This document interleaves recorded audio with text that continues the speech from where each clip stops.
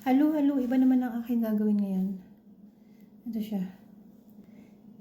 Same design pero made from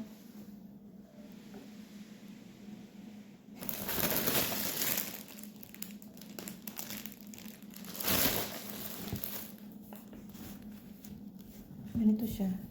Rolling lang siya natin ganyan. Rolling.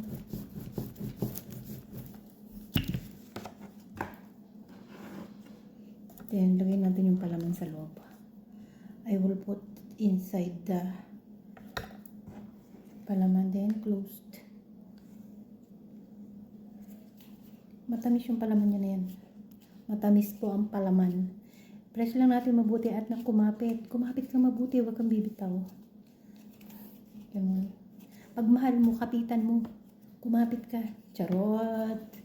So, this is all about empanada with sugary inside.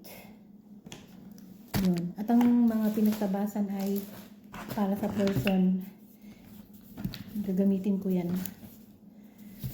Yun, tulog si Lolo kaya nakakano ko. Pagod na pagod ako maghapon. Kakagawa ng mga kung anik-anik. May narinig ako nagbukas ng pinto. Siguro nandyan na si Inay. Ba, mabilis yata si Inay ngayon na. Hindi masyadong lumampa.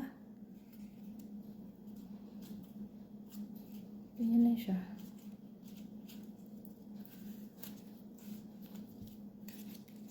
Ganun. So, marami na ako nagagawa. Yeah. Okay. Ganun. Dalawang sukot ng tasty or toast bread ang aking gagawin. At ayun na nga. Commercial muna, sumisigaw si Lolo.